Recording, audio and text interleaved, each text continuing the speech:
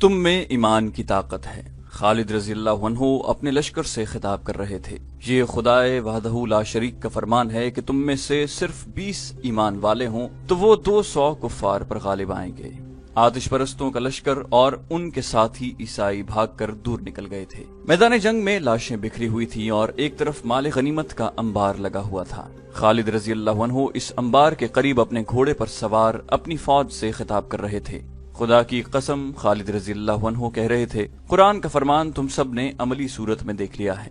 کیا تم آتش پرستوں کے لشکر کو دیکھ کر گھبرا نہیں گئے تھے؟ آنے والی نسلیں کہہ گئی ہیں کہ یہ کمال خالد بن ولید رضی اللہ عنہ کا تھا کہ انہوں نے اپنے سواروں کو چھپا کر رکھا ہوا تھا اور انہیں اس وقت استعمال کیا جب دشمن مسلمانوں کو کاٹنے اور کچلنے کے لیے آگے بڑھ رہا تھا۔ لیکن میں کہتا ہوں کہ یہ کرشمہ ایمان کی قوت کا تھا۔ خدا ان کے ساتھ ہوتا ہے جو اللہ کے رسول صلی اللہ علیہ وآلہ وسلم کی ذات پر ایمان لاتے ہیں۔ میرے دوستو، ہمیں اور آگے جانا ہے۔ یہ آتش پرستوں کی نہیں، اللہ کی سرزمین ہے اور ہمیں زمین کے آخری سرے تک اللہ کا پیغام پہنچانا ہے۔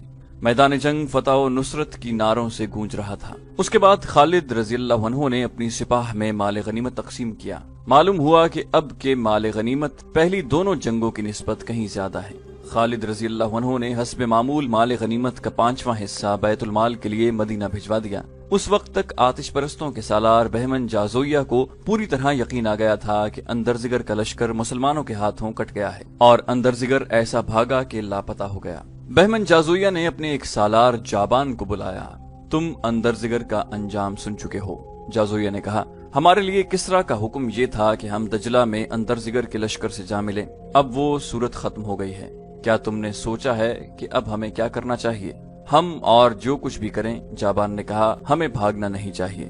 جازویہ نے کہا، لیکن جابان، ہم اب کوئی کارروائی اندھا دھند نہیں کر سکتے۔ مسلمان ہمیں تیسری بار شکست دے چکے ہیں۔ کیا تم نے محسوس نہیں کیا کہ وہ وقت گزر گیا ہے جب ہم مدینہ کے لشکر کو صحرائی لٹیرے اور بدو کہا کرتے تھے؟ اب ہمیں سوچ سمجھ کر آگے بڑھنا ہوگا۔ ہماری ان تینوں شکستوں کی وجہ صرف یہ معلوم ہوتی ہے کہ ہمارا جو بھی سالار مدینہ والوں سے ٹکر لینے گیا وہ اس انداز سے گیا جیسے وہ چند ایک صحرائی قزاقوں کی سرکوبی کے لیے جا رہا ہو۔ جابان نے کہا، جو بھی گیا وہ دشمن کو حقیر اور کمزور جان کر گیا۔ ہماری آنکھیں پہلی شکست میں ہی کھل جانی چاہیے تھیں، لیکن ایسا نہ ہوا۔ آپ نے بھی تو کچھ سوچا ہوگا۔ سب سے پہلی سوچ تو مجھے یہ پریشان کر رہی ہے۔ جازویہ نے کہا کہ کسرا ارد شیر بیمار پڑا ہے۔ میں جانتا ہوں اسے پہلی 2 شکستوں کے صدمے نے بستر پر ڈال دیا ہے اور ایک اور شکست کی خبر اسے لے ڈوبے گی۔ یہ بھی ہو سکتا ہے کہ اس شکست کی خبر پہنچانے والے کو وہ قتل ہی کروا دے۔ لیکن جازویہ جابان نے کہا، ہم کسرا کی خوشنودی کے لیے نہیں لڑ رہے، ہمیں زرتشت کی عظمت اور آن کی خاطر لڑنا ہے۔ میں تم سے ایک مشورہ لینا چاہتا ہوں جابان، جازویہ نے کہا۔ تم دیکھ رہے ہو کہ کسرا نے ہمیں جو حکم دیا ہے وہ بے مقصد ہو چکا ہے۔ میں مدائن چلا جاتا ہوں، کسرا سے نیا حکم لوں گا۔ میں اس کے ساتھ کچھ اور باتیں بھی کرنا چاہتا ہوں۔ اسے بھی یہ کہنے کی عادت ہو گئی ہے کہ جاؤ اور مسلمانوں کو کچل ڈالو۔ اسے ابھی تک کسی نے نہیں بتایا کہ جنگی طاقت صرف ہمارے پاس نہیں۔ میں نے مان لیا ہے کہ لڑنے کی جتنی اہلیت اور جتنا جذبہ مسلمانوں میں ہے وہ ہمارے یہاں ناپید ہے۔ جابان، طاقت کے گھمنڈ سے کسی کو شکست نہیں دی جا سکتی۔ میں بھی اسی کو بہتر سمجھوں گا۔ جابان نے کہا کہ آپ کوچ کو روک دیں اور مدائن چلے جائیں۔ کوچ روک دو، جازویہ نے حکم کے لہجے میں کہا۔ لشکر کو یہیں خیمزن کر دو۔ میری واپسی تک تم لشکر کے سالار ہو گئے۔ اگر آپ کی غیر حاضری میں مسلمان یہاں تک پہنچ گئے یا ان سے آمنا سامنا ہو گیا تو میرے لیے آپ کا کیا حکم ہے؟ جابان نے پوچھا، کیا میں ان سے لڑوں یا آپ کے آنے تک جنگ شروع نہ کروں؟ تمہاری کوشش یہ ہونی چاہیے کہ میری واپسی تک تصادم نہ ہو، جازویہ نے کہا۔ آتش پرستوں کے لشکر کا کوچ روک کر اسے وہیں خیمہ زن کر دیا گیا اور بہمن جازویہ اپنے محافظ دستے کے چند ایک گھڑ سواروں کے ساتھ لے کر مدائن کی طرف روانہ ہو گیا۔ بکر بن وائل کی بستیوں میں ایک طرف گریہ وزاری تھی اور دوسری طرف جوش و خروش اور جذبہ انتقام کی للکار۔ اس عیسائی قبیلے کے وہ ہزاروں آدمی جو للکارتے اور نعرے لگاتے ہوئے آتش پرست لشکر کے ساتھ مسلمانوں کو فارس کی سرحد سے نکالنے گئے تھے، وہ میدان جنگ سے بھاگ کر اپنی بستیوں کو چلے گئے تھے۔ یہ وہ تھے جو زندہ نکل گئے تھے۔ ان کے کئی ساتھی مارے گئے تھے۔ ان میں بعض زخمی تھے جو اپنے آپ کو گھسیٹتے آ رہے تھے مگر راستے میں مر گئے تھے۔ یہ عیسائی جب سر جھکائے اپنی بستیوں میں پہنچنے لگے تو گھر گھر سے عورتیں، بچے اور بوڑھے نکل گئے۔ ان شکست خوردہ ٹولیوں میں عورتیں اپنے بیٹوں، بھائیوں اور خاوندوں کو ڈھونڈنے لگیں۔ بچے اپنے باپوں کو دیکھتے پھر رہے تھے۔ انہیں پہلا صدمہ تو یہ ہوا کہ وہ پٹ کر لوٹے تھے، پھر صدمہ انہیں ہوا جن کے عزیز واپس نہیں آئے تھے۔ بستیوں میں عورتوں کی آہو فغاں سنائی دے رہی تھی، وہ اونچی آواز سے روتی تھیں، پھر تم زندہ کیوں آ گئے ہو؟ ایک عورت نے شکست کھا کر آنے والے سے چلا چلا کر کہا، تم ان کے خون کا بدلہ لینے کے لیے وہیں کیوں نہیں رہے؟ یہ آواز کئی عورتوں کی آواز بن گئی، پھر عورتوں کی یہی للکار سنائی دینے لگی، تم نے بکر بن وائل کا نام ڈبو دیا ہے، تم نے ان مسلمانوں سے شکست کھائی ہے جو اسی قبیلے کے ہیں، جاؤ اور شکست کا انتقام لو۔ مثنہ بن حارثہ کا سر کاٹ لاؤ، جس نے ایک ہی قبیلے کو 2 دھڑوں میں کاٹ دیا ہے۔ مثنہ بن حارثہ اسی قبیلے کا ایک سردار تھا، اس نے کچھ عرصہ پہلے اسلام قبول کیا تھا اور اس کے زیر اثر اس قبیلے کے ہزاروں لوگ مسلمان ہو گئے تھے۔ ان مسلمانوں میں سے کئی خالد بن ولید رضی اللہ عنہ کی فوج میں شامل ہو گئے تھے۔ اسی طرح ایک ہی قبیلے کے لوگ ایک دوسرے کے خلاف صف آرا ہو گئے۔ طبری اور ابن قتیبہ نے لکھا ہے کہ شکست خوردہ عیسائی اپنی عورتوں کے تانوں اور ان کی للکار سے متاثر ہو کر مسلمانوں کے خلاف لڑنے کے لیے تیار ہو گئے۔ بیشتر مورخین نے لکھا ہے کہ عیسائیوں کو اس طرح بھی طیش آیا تھا کہ ان کے اپنے قبیلے کے کئی ایسے افراد نے اسلام قبول کر لیا تھا جن کی کوئی حیثیت نہیں تھی، لیکن وہی افراد اسلامی فوج میں جا کر ایسی طاقت بن گئے تھے کہ فارس جیسی طاقتور شہنشاہی کو نہ صرف للکار رہے تھے بلکہ اسے تیسری شکست بھی دے چکے تھے۔ اب ان لوگوں کو اپنے مذہب میں لانا بہت مشکل تھا۔ بکر بن وائل کے ایک سردار عبد الاسود اجلی نے کہا، ان کا ایک ہی علاج ہے کہ انہیں قتل کر دیا جائے۔ عبد الاسود بنو اجلان کا سردار تھا، یہ بھی بکر بن وائل کی شاخ تھی، اس لیے وہ اجلی کہلاتا تھا، مانا ہوا جنگجو عیسائی تھا۔ کیا تم مسلمانوں کے قتل کو آسان سمجھتے ہو؟ ایک بوڑھے عیسائی نے کہا، میدان جنگ میں تم انہیں پیٹھ دکھائے ہو، میں ایک مشورہ دیتا ہوں۔ اس قبیلے کے ایک اور بڑے نے کہا، ہمارے ساتھ جو مسلمان رہتے ہیں انہیں ختم کر دیا جائے، پہلے انہیں کہا جائے کہ عیسائیت میں واپس آ جائیں، اگر انکار کریں تو انہیں خفیہ طریقوں سے قتل کیا جائے۔ عبد الاسود نے کہا، کیا تم بھول گئے ہو کہ ہمارے قبیلے کے ان مسلمانوں نے خفیہ کارروائیوں سے فارس کی شہنشاہی میں کیسی تباہی مچائی تھی؟ انہوں نے کتنی دلیری سے فارس کی فوجی چوکیوں پر حملے کیے تھے۔ انہوں نے کسرا کی رعایا ہو کر کسرا کی فوج کے کئی کمانداروں کو قتل کر دیا تھا۔ اگر تم نے یہاں کئی ایک مسلمانوں کو خفیہ طریقے سے قتل کیا تو مثنہ بن حارثہ کا گروہ خفیہ طریقوں سے تمہارے بچوں کو قتل کر جائے گا اور تمہارے گھروں کو آگ لگا دے گا، ان میں سے کوئی بھی تمہارے ہاتھ نہیں آئے گا۔ تو پھر ہم انتقام کس طرح لیں گے؟ ایک نے پوچھا۔ تمہارے لیے تو انتقام بہت ضروری ہے، کیونکہ تمہارے 2 جوان بیٹے دجلہ کی لڑائی میں مسلمانوں کے ہاتھوں مارے گئے ہیں۔ شہنشاہ فارس اور مسلمانوں کی اپنی جنگ ہے۔ عبد الاسود نے کہا، ہم اپنی جنگ لڑیں گے، لیکن فارس کی فوج کی مدد کے بغیر شاید ہم مسلمانوں کو شکست نہ دے سکیں گے۔ اگر تم لوگ مجھے اجازت دو تو میں مدائن جا کر شہنشاہ فارس سے ملوں گا، مجھے پوری امید ہے کہ وہ ہمیں مدد دے گا۔ اگر اس نے مدد نہ دی تو ہم اپنی فوج بنا کر لڑیں گے۔ تم ٹھیک کہتے ہو، مجھے مسلمانوں سے اپنے 2 بیٹوں کے خون کا حساب چکانا ہے۔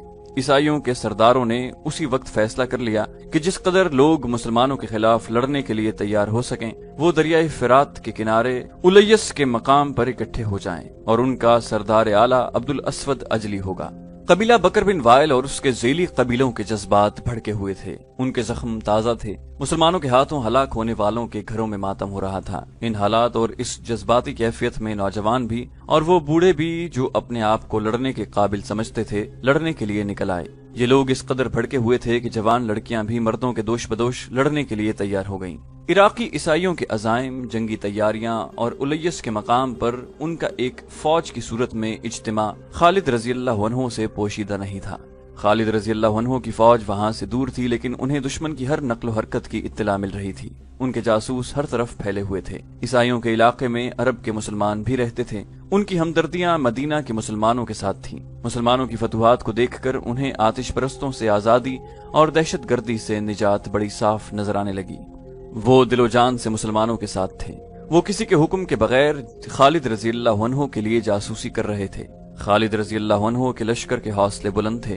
اتنی بڑی جنگی طاقت پر مسلسل 3 فتوحات نے اور بے شمار مال غنیمت نے اور اسلامی جذبے نے ان کے حوصلوں کو تر و تازہ رکھا ہوا تھا، لیکن خالد رضی اللہ عنہ جانتے تھے کہ ان کے مجاہدین کی جسمانی حالت ٹھیک نہیں۔ مجاہدین کے لشکر کو آرام ہی نہیں ملا تھا، وہ کوچ اور پیش قدمی کی حالت میں رہے یا میدان جنگ میں لڑتے رہے تھے۔ انہیں مکمل آرام کرنے دو۔ خالد رضی اللہ عنہ اپنے سالاروں سے کہہ رہے تھے، ان کی ہڈیاں بھی دکھ رہی ہوں گی، جتنے بھی دن ممکن ہو سکا میں انہیں آرام کی حالت میں رکھوں گا، اور ان دستوں کو بھی یہیں بلا لو جنہیں ہم دجلہ کے کنارے دشمن پر نظر رکھنے کے لیے چھوڑائے تھے۔ تم میں مجھے مثنہ بن حارثہ نظر نہیں آ رہا، وہ گزشتہ رات سے نظر نہیں آیا۔ ایک سالار نے جواب دیا، ایک گھوڑے کی ٹاپ سنائی دیے جو قریب آ رہے تھے۔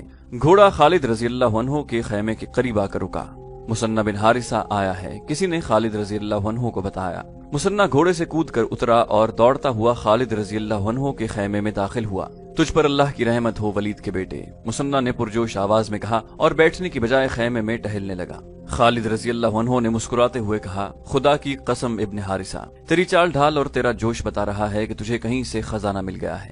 مثنى بن حارثہ نے جواب دیا، خزانے سے زیادہ قیمتی خبر لایا ہوں ابن ولید۔ میرے قبیلے کے عیسائیوں کا ایک لشکر تیار ہو کر الیس کے مقام پر جمع ہونے کے لیے چلا گیا ہے۔ ان کے سرداروں نے دروازے بند کر کے ہمارے خلاف جو منصوبہ بنایا ہے وہ مجھ تک پہنچ گیا ہے۔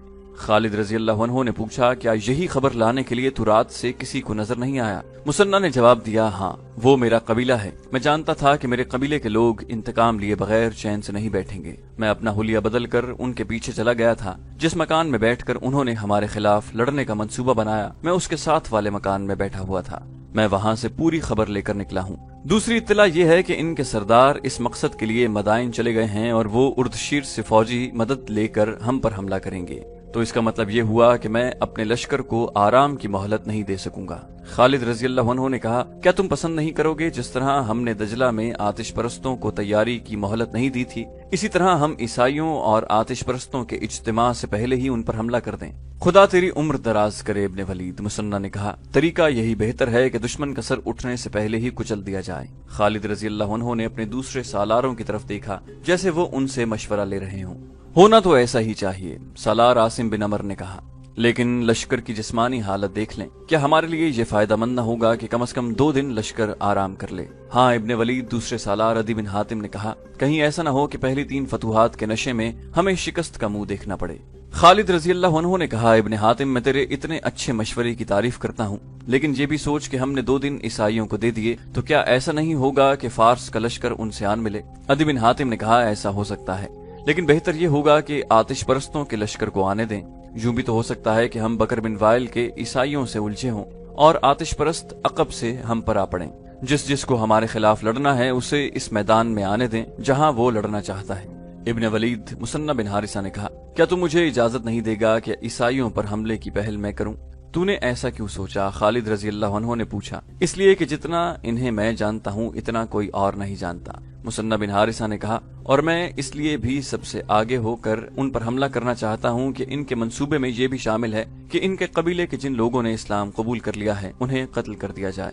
میں انہیں کہوں گا کہ دیکھو کون کسے قتل کر رہا ہے۔ اس وقت ہماری نفری کتنی ہے؟ خالد رضی اللہ عنہ نے پوچھا۔ 18,000 سے کچھ زیادہ ہی ہوگی، ایک سالار نے جواب دیا۔ جب ہم فارس کی سرحد میں داخل ہوئے تھے تو ہماری نفری 18,000 تھی۔ خالد رضی اللہ عنہ نے کہا، اس علاقے کے مسلمانوں نے میری نفری کم ہونے نہیں دی۔ مورخوں نے لکھا ہے کہ ان 3 جنگوں میں بہت سے مسلمان شہید اور شدید زخمی ہوئے تھے۔ بعض نے لکھا ہے کہ نفری تقریباً آدھی رہ گئی تھی، لیکن مثنى بن حارثہ کے قبیلے نے نفری کی کمی پوری کر دی تھی۔ آتش پرستوں کا سالار بہمن جازویہ اردشیر سے نیا حکم لینے مدائن پہنچ چکا تھا، لیکن شاہی طبیب نے اسے روک لیا۔ اگر کوئی اچھی خبر لائے ہو تو اندر چلے جاؤ۔ طبیب نے کہا، اگر خبر اچھی نہیں تو میں تمہیں اندر جانے کی اجازت نہیں دے سکتا۔ خبر اچھی نہیں، جازویہ نے کہا، ہماری فوج تیسری بار شکست کھا چکی ہے۔ اندر زگر ایسا بھاگا ہے کہ لاپتہ ہو گیا ہے۔ جازویہ، طبیب نے کہا، اردشیر کے لیے اس سے زیادہ بری خبر اور کوئی نہیں ہو سکتی۔ اندر زگر کو تو کسرا اردشیر اپنی جنگی طاقت کا سب سے مضبوط ستون سمجھتا تھا۔ جب سے یہ سالار گیا ہے، شہنشاہ دن میں کئی بار پوچھتا ہے کہ اندر زگر مسلمانوں کو فارس کی سرحد سے نکال کر واپس آیا ہے یا نہیں۔ تھوڑی دیر پہلے بھی اس نے پوچھا تھا۔ جازویہ نے کہا، محترم طبیب، کیا ہم ایک حقیقت کو چھپا کر غلطی نہیں کر رہے؟ کسرا کو کسی نہ کسی دن تو پتہ چل ہی جائے گا۔ جازویہ نے کہا۔ طبیب نے کہا، میں تمہیں خبردار کرتا ہوں کہ اگر تم نے یہ خبر شہنشاہ کو سنائی تو اس کا خون تمہاری گردن پر ہوگا۔ جازویہ وہیں سے لوٹ گیا، لیکن اپنے لشکر کے پاس جانے کی بجائے اس خیال سے مدائن میں رکا رہا کہ اردشیر کی صحت ذرا بہتر ہوگی تو وہ اسے خود شکست کی خبر سنائے گا اور اس کے ساتھ وعدہ کرے گا کہ وہ مسلمانوں سے 3 شکستوں کا انتقام لے گا۔ اس روز یا 1-2 روز بعد عیسائیوں کا ایک وفد اردشیر کے پاس پہنچ گیا۔ اس کا طبیب اور شاہی خاندان کا کوئی بھی فرد قبل از وقت نہ جان سکا کہ یہ وفد کس مقصد کے لیے آیا ہے۔ اردشیر کو چونکہ معلوم تھا کہ عیسائیوں نے اس لشکر میں شامل ہو کر مسلمانوں کے خلاف جنگ لڑی ہے، اس لیے اس نے بڑی خوشی سے ان عیسائیوں کو ملاقات کی اجازت دے دی۔ اس وفد نے اردشیر کو پہلی خبر یہ سنائی کہ سالار اندرزگر شکست کھا گیا ہے۔ اندرزگر شکست نہیں کھا سکتا، اردشیر نے ایک جھٹکے سے اٹھ کر بیٹھتے ہوئے کہا۔ کیا تم لوگ مجھے یہ جھوٹی خبر سنانے آئے ہو؟ کہاں ہے اندرزگر؟ اگر اس کی شکست کی خبر صحیح ہے تو یہ بھی صحیح ہے کہ جس روز وہ مدائن میں قدم رکھے گا وہ اس کی زندگی کا آخری روز ہوگا۔ وفد کے سربراہ نے کہا، ہم جھوٹی خبر سنانے نہیں آئے، ہم آپ کی اس تیسری شکست کو فتح میں بدلنے کا عہد لے کر آئے ہیں، لیکن آپ کی مدد کے بغیر ہم کامیاب نہیں ہو سکتے۔ اردشیر کچھ دیر چپ چاپ خلا میں گھورتا رہا۔ اس کی بیماری بڑھتی جا رہی تھی، وہ بہت کمزور ہو چکا تھا، دواؤں کا اس پر الٹا اثر ہو رہا تھا۔ اب تیسری شکست کی خبر نے رہی سہی کسر بھی پوری کر دی۔ اس کا طبیب اس کے پاس کھڑا تھا۔ کسرا کو اس وقت آرام کی ضرورت تھی۔ طبیب نے کہا، معزز مہمان اس وقت چلے جائیں تو کسرا کے لیے بہتر ہوگا۔ عیسائیوں کا وفد اٹھ کھڑا ہوا۔ ٹھہرو، اردشیر نے نحیف آواز میں کہا، تم لوگوں نے شکست کو فتح میں بدلنے کی بات کی تھی، تم کیا چاہتے ہو؟ اپنے کچھ دستے جن میں سوار زیادہ ہوں ہمیں دے دیں۔ وفد کے سردار نے کہا، ہمارا پورا قبیلہ الیس پہنچ چکا ہوگا، جو مانگو گے دوں گا۔ اردشیر نے کہا، بہمن جازویہ کے پاس چلے جاؤ اور اس کا لشکر اپنے ساتھ لے لو۔ جازویہ دجلہ کے قریب کہیں ہوگا۔ کسی نے اردشیر کو بتایا، بہمن جازویہ مدائن میں ہے۔ وہ شہنشاہ کے پاس آیا تھا لیکن طبیب نے اسے آپ تک آنے نہیں دیا۔ اردشیر نے حکم دیا، اسے بلاؤ، مجھ سے کچھ نہ چھپاؤ۔ جب جازویہ اردشیر کو بتا رہا تھا کہ اسے میدان جنگ تک پہنچنے کا موقع ہی نہیں ملا، اس وقت الیس میں صورتحال کچھ اور ہو چکی تھی۔ جازویہ اپنے دوسرے سالار جابان کو لشکر دے آیا تھا اور اس نے جابان سے کہا تھا کہ وہ اس کی واپسی تک مسلمانوں سے لڑائی سے گریز کرے۔ جابان الیس کے کہیں قریب تھا۔ اسے ایک اطلاع یہ ملی کہ عیسائیوں کا ایک لشکر الیس کے گرد و نواح میں جمع ہے، اور دوسری اطلاع یہ ملی کہ مسلمانوں کا لشکر الیس کی طرف بڑھ رہا ہے۔ جابان کے لیے حکم تو کچھ اور تھا، لیکن اس اطلاع پر کہ مسلمان پیش قدمی کر رہے ہیں وہ خاموش نہیں بیٹھ سکتا تھا۔ اس نے اپنے لشکر کو کوچ کا حکم دیا اور الیس کا رخ کر لیا۔ ابھی جازویہ واپس نہیں آیا تھا۔ جابان تک اردشیر کا بھی کوئی حکم نہیں پہنچا تھا۔ چونکہ وہ وہاں موجود تھا اس لیے یہ اس کی ذمہ داری تھی کہ مسلمانوں کو روکے۔ تاریخ میں بکر بن وائل کے ان عیسائیوں کی تعداد کا کوئی اشارہ نہیں ملتا جو الیس میں لڑنے کے لیے پہنچے تھے۔ ان کا سردار اور سالار اعلیٰ عبد الاسود اجلی تھا۔ وہ مدائن سے اپنے وفد کی واپسی کے انتظار کر رہے تھے۔ خالد رضی اللہ عنہ انتظار کرنے والے سالار نہیں تھے۔ انہوں نے اپنی فوج کو تھوڑا سا آرام دینا ضروری سمجھا تھا۔ پھر انہوں نے الیس کی طرح پیش قدمی کا حکم دیا۔ رفتار معمول سے کہیں زیادہ تیز رکھی۔ مثنہ بن حارثہ اپنے جانبازوں کا دستہ لیے باقی لشکر سے الگ تھلگ جا رہا تھا۔ اللہ کے سپاہیوں، مثنہ نے راستے میں اپنے دستے سے کہا، یہ لڑائی تم اس طرح لڑو گے جس طرح ہم کسرا کی سرحدی چوکیاں تباہ کرنے کے لیے لڑتے رہے ہیں۔ چھاپا مار لڑائی، شب خون۔ تم ان لوگوں سے لڑنے جا رہے ہو جو تمہاری طرح لڑنا نہیں جانتے۔ انہیں تم جانتے ہو، وہ تمہارے ہی قبیلے کے لوگ ہیں۔ ہم انہیں بھگا بھگا کر لڑائیں گے، اسی لیے میں نے تمہیں لشکر سے الگ کر لیا ہے۔ لیکن یہ خیال رکھنا کہ ہم اسی لشکر کے سالار کے ماتحت ہیں، اور یہ بھی خیال رکھنا کہ یہ مذاہب کی جنگ ہے۔ دو باطل عقیدے تمہارے مقابلے میں ہیں۔ تمہیں ثابت کرنا ہے کہ خدا تمہارے ساتھ ہے۔ خدا کی قسم، یہی وہ لوگ ہیں جنہوں نے ہمارے خلاف ہمیشہ مخبری کی اور آتش پرستوں کے ہاتھوں ہمارے گھروں کو نذر آتش کیا۔ سواروں کا یہ دستہ پرجوش نعرے لگانے لگا، لیکن مثنہ نے روک دیا اور کہا کہ خاموشی برقرار رکھنی ہے۔ دشمن کو اس وقت پتہ چلے کہ ہم آ گئے ہیں جب ہماری تلواریں انہیں کاٹ رہی ہوں۔ عیسائیوں کا لشکر الیس کے مقام پر پڑاؤ ڈالے ہوئے مدائن سے اپنی وفد کی واپسی کا انتظار کر رہا تھا۔ ہوشیار، دشمن آ رہا ہے۔ عیسائی لشکر کے سنتریوں نے واویلا بپا کر دیا، خبردار، ہوشیار۔ ہڑبونگ مچ گئی۔ ان کے سرداروں نے درختوں پر چڑھ کر دیکھا ایک لشکر آ رہا تھا۔ سرداروں نے درختوں کے اوپر ہی سے حکم دیا کہ تیر انداز اگلی صف میں آ جائیں۔ یہ لوگ چونکہ باقاعدہ فوج نہیں تھے، اسی لیے ان میں نظم و ضبط اور صبر و تحمل کی کمی تھی۔ وہ لوگ ہجوم کی صورت میں لڑنا جانتے تھے، پھر بھی انہوں نے صف بندی کر لی۔ آنے والا لشکر قریب آ رہا تھا۔ جب یہ لشکر اور قریب آیا تو سرداروں کو کچھ شک ہونے لگا۔ تب ایک سالار نے کہا کہ یہ لشکر مسلمانوں کا نہیں ہو سکتا، کیونکہ یہ اس طرف سے آ رہا ہے جس طرف بہمن جازویہ کا لشکر ہونا چاہیے تھا۔ سالار نے دو گھڑ سواروں کو یہ کہہ کر دوڑایا کہ جا کر دیکھو کہ یہ لشکر کس کا ہے۔ ایک سوار نے پیچھے مڑ کر بلند آواز سے کہا، یہ دوست ہیں، یہ فارس کی فوج ہے۔ یسوع مسیح کے پجاریوں، درخت سے سالار اعلیٰ نے چلا کر کہا، تمہاری مدد کے لیے مدائن سے فوج آ گئی ہے۔ عیسائی نعرے لگانے لگے اور تھوڑی دیر بعد جابان کا لشکر عیسائیوں کے پڑاؤ میں آ گیا۔ جابان نے اس لشکر کی کمان لے لی اور عیسائی سرداروں سے کہا کہ وہ اب اس کے حکم اور ہدایت کے پابند ہوں گے۔ جابان نے عیسائیوں کا حوصلہ بڑھانے کے لیے پرجوش تقریر کی، جس میں اس نے انہیں بتایا کہ وہ انہیں پہلی 3 شکستوں کا انتقام لینا ہے۔ تم اپنی جوان عورتوں کو بھی ساتھ لائے ہو، جابان نے کہا۔ اگر تم ہار گئے تو یہ عورتیں مسلمانوں کا مال غنیمت ہوں گی، انہیں وہ لونڈیاں بنا کر لے جائیں گے، انہی کی خاطر اپنی جانیں لڑا دو۔ عیسائیوں کی صفوں میں جوش و خروش بڑھتا جا رہا تھا۔ وہ تو پہلے ہی انتقام کی آگ میں جل رہے تھے، اب اپنے ساتھ فارس کا ایک منظم لشکر دیکھ کر وہ اور زیادہ دلیر ہو گئے تھے۔